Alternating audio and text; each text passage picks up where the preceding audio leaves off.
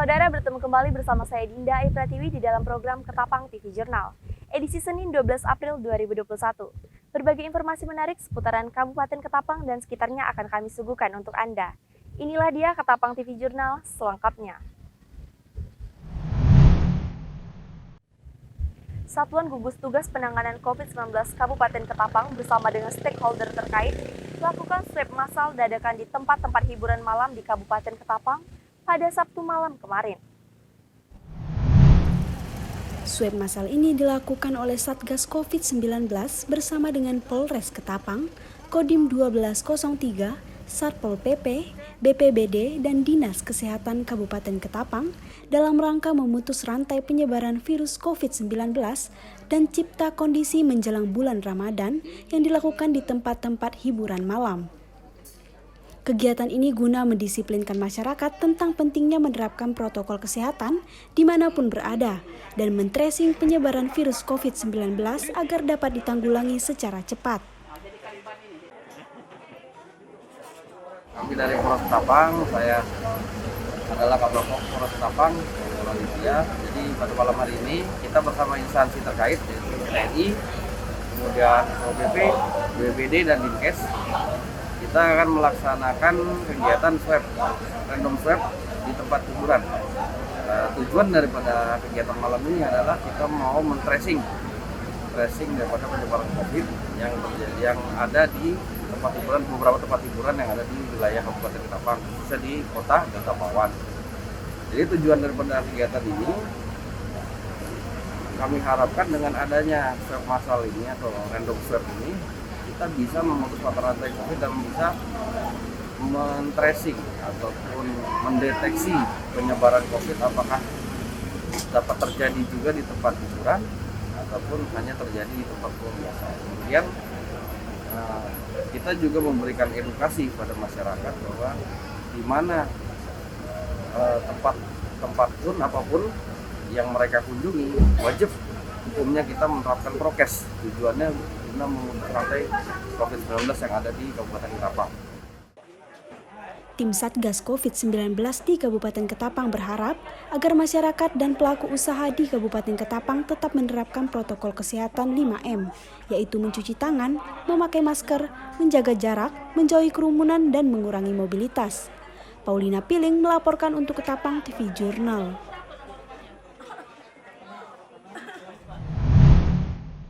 Sejumlah persiapan telah dilakukan oleh pengurus Masjid Agung Al-Ikhlas Kabupaten Ketapang menjelang bulan suci Ramadan 1442 Hijriah tahun 2021 ini. Persiapan ini dilakukan agar jamaah tetap merasa aman beribadah di masa pandemi COVID-19 seperti saat ini. Bulan suci Ramadan 1442 Hijriah telah tiba. Berbagai persiapan menyambut bulan yang suci ini pun dilakukan oleh kaum muslim di seluruh penjuru dunia. Tidak terkecuali masyarakat muslim di Kabupaten Ketapang pun ikut antusias menyambut bulan yang penuh berkah ini. Persiapan ibadah di bulan Ramadan tahun 2021 dan tahun 2020 kemarin memang sangat berbeda dari tahun-tahun sebelumnya. Hal ini dikarenakan mewabahnya pandemi COVID-19 di dunia. Berbagai persiapan ibadah sesuai protokol kesehatan pun dilakukan. Salah satunya di tempat ibadah Masjid Agung Al-Ikhlas Kabupaten Ketapang. Panitia pengurus Masjid Al-Ikhlas Kabupaten Ketapang akan menerapkan protokol kesehatan saat berlangsungnya ibadah di bulan suci ini agar masyarakat dapat beribadah dengan nyaman dan merasa aman, seperti menjaga jarak, menyiapkan tempat cuci tangan sebelum memasuki masjid, dan mewajibkan seluruh jamaah yang akan beribadah di masjid ini untuk selalu menggunakan masker. Panitia juga telah menyiapkan masker untuk jamaah yang akan beribadah, dan panitia juga mengatakan bahwa selama bulan suci Ramadan ini, Masjid Agung Al-Ikhlas akan dibuka selama 24 jam, namun tetap harus mentaati protokol kesehatan. Terus yang ditekankan oleh Bapak Wakil Bupati itu terutama masalah protokol kesehatan. Protokol kesehatan terutama menjaga jarak, terus cuci tangan dan masker itu beberapa dus sudah diantarkan ke sini untuk dapat dibagi-bagikan dengan jamaah nanti pada waktu melaksanakan sholat tarawih mulai tarawih. Terus ini persiapan juga untuk masalah UPZ. UPZ ini setelah kita nanti masalah ini juga udah dirapatkan oleh pengurus panitia, yaitu petugas-petugas untuk nanti serah terima UPZ di sini. Insya Allah ini udah dilaksanakan, tinggal nanti tanggal petugasnya. Nah, terus yang lain sampai menjelang pelaksanaan Idul Fitri. Idul Fitri ini juga udah kami siapkan, terutama masalah imamnya, khotibnya, merokinya yang memimpin takbirnya dari malam sampai siang sampai pagi. Itu pelaksanaannya insya Allah nanti setelah diumumkan insya Allah pagi pada waktu pelaksanaan Idul Fitri panitia udah siap. Artinya petugas-petugas sudah siap untuk melaksanakan tugas pada hari itu. Kalau tahun lalu juga kami kan diizinkan. Kebetulan malam besoknya gitu mau Idul Fitri. Ini dari petugas-petugas kan banyak sini memeriksa, artinya melihat apa yang disiapkan oleh pengurus masjid. Insya Allah pada waktu itu juga disilakan untuk hanya penekanan yang paling itu masalah protokol kesehatan. Artinya kami sejadah, kami jarang-jarangkan, terus cuci tangan, masker, dan kita harus atur dari pelaksanaan tarawih sampai pelaksanaan Idul Fitri siang hari. Dari Kabupaten Ketapang, Dinda Ayu Pratiwi, Dita Oktari Mauludea mewartakan untuk Ketapang TV Jurnal.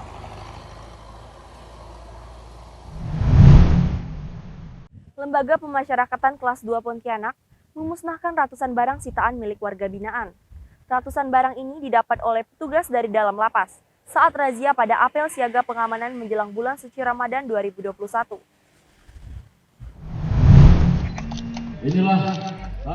Pemusnahan ratusan barang sitaan warga binaan Lapas Kelas 2 Pontianak dilakukan dengan cara dibakar.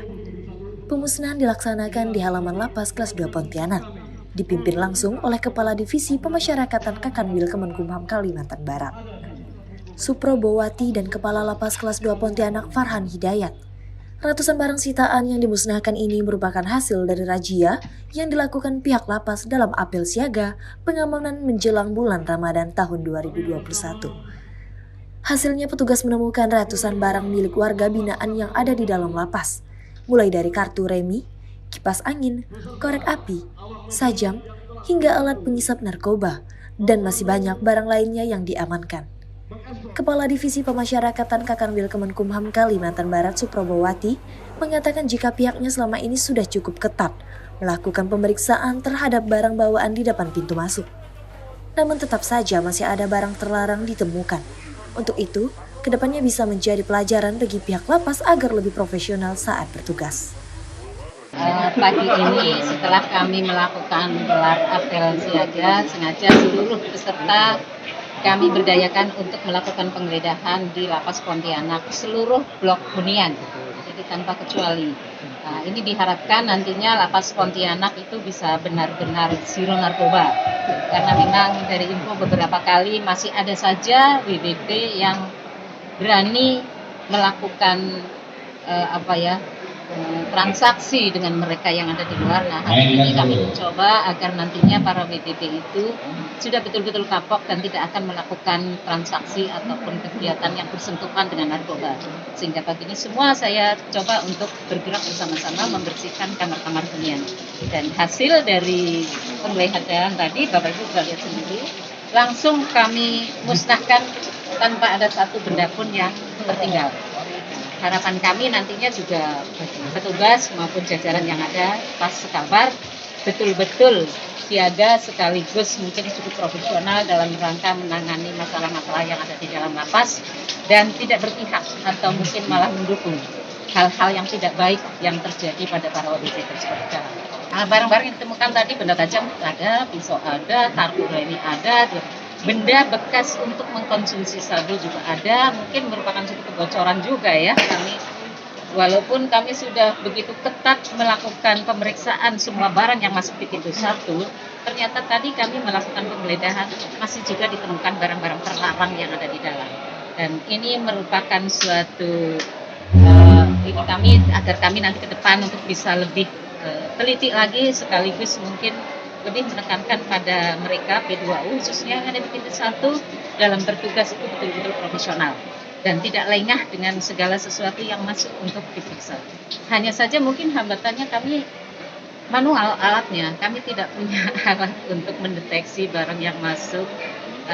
X-ray kami tidak semua UPT memiliki, sehingga mungkin ini merupakan satu hambatan yang kadang tak terduga ada kebocoran tertentu. Tadi Bapak Ibu lihat tadi di dalam penggeledahan masih ada benda yang tidak boleh masuk, ternyata masih ada di dalam.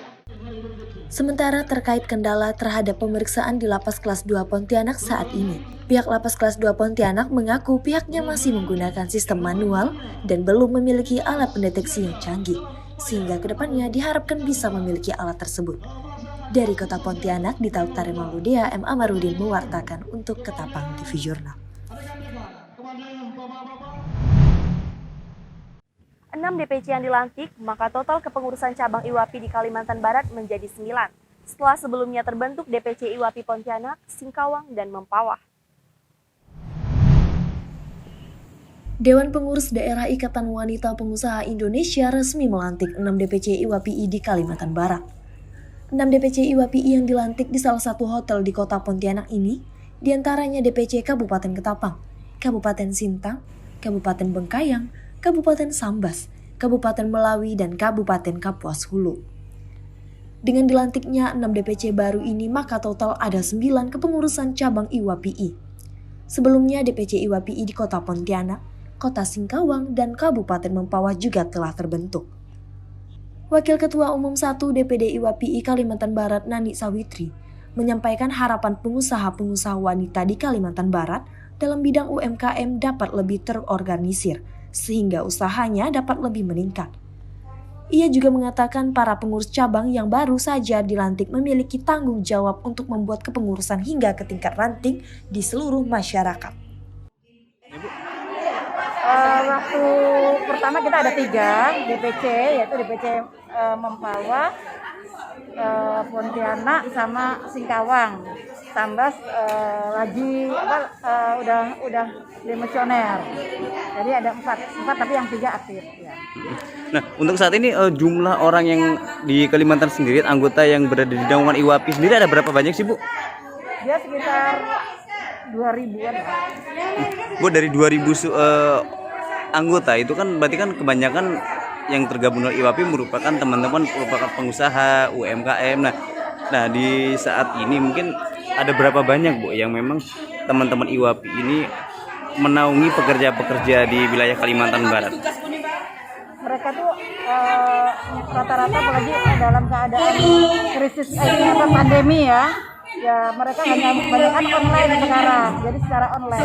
Jadi memang untuk menaunginya itu untuk saat ini agak berkurang. Kalau dulu satu pengusaha mungkin bisa ada yang 5, ada yang 6 gitu, tapi belum yang besar sekali belum ada. Nani Sawitri juga menambahkan untuk menjadi anggota IWAPI bukan hanya kalangan pengusaha besar saja, namun pelaku UMKM juga bisa. Sementara itu dengan dilantiknya DPC baru ini setidaknya ada 2.000 orang yang di bawah naungan IWAPI. Dari Kota Pontianak, Dita Utari Mauludea, M. Amarudin mewartakan untuk Ketapang TV Jurnal. Demikianlah berita Ketapang TV Jurnal edisi hari ini.